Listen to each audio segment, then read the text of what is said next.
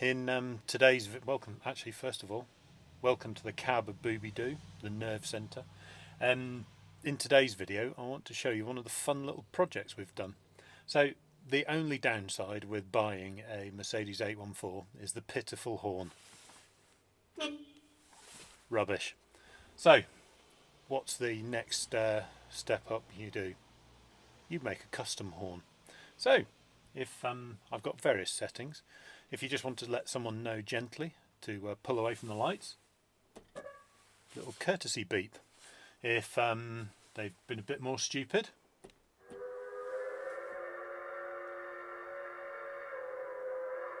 you get a train whistle. A bit more stupid again, they get the horse whinny.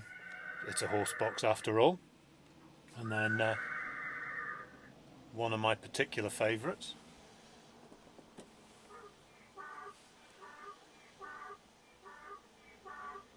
the donkey bray,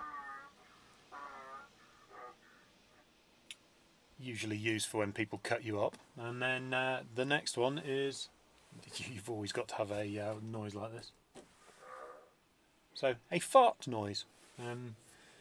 And then if someone does something really, really bad, they get the red button, which is the foghorn. I can guarantee you this is a lot louder outside the lorry than it is in the cab here. All these other buttons are music ones. I'll show you one of my favourites actually.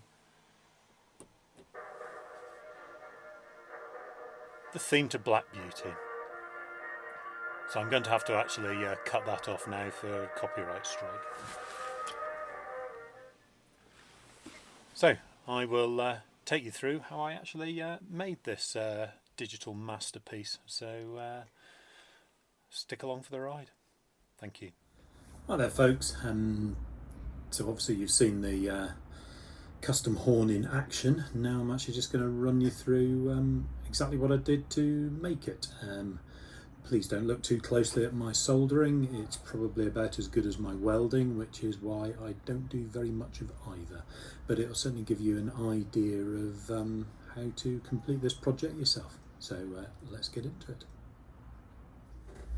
Right, okay, what we've got here is the top fascia that used to hold the stereo on Booby Doo, but we did away with that because we've got a stereo running in the back living quarters.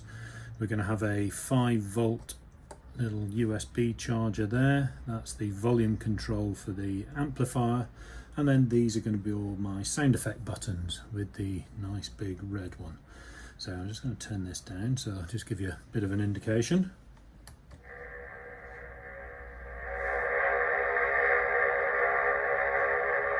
But I don't want to give too much away, so that's about all I'm going to do with that. So I'll take you through what the components are.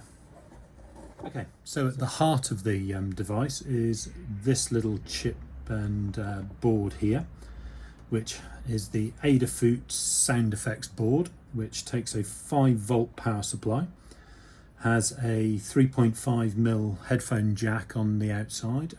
It will do stereo, but of course we're only using a mono trumpet speaker, so we're only going to be doing mono.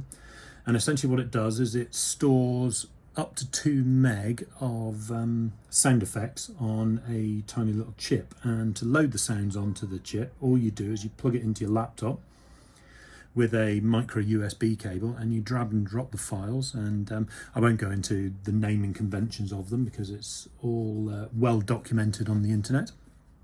And then when you actually ground one of the pins to earth, it will actually play the sound, which is essentially what the switches are doing. So moving on from there, so obviously I've got a common neutral for every single one of the switches that goes to pin number 12 there, and then each one of these is individually wired to one of the switches. And then it obviously goes along the 3.5mm cable, and now this is a 15-watt mono amplifier. So this takes a 12-volt power supply,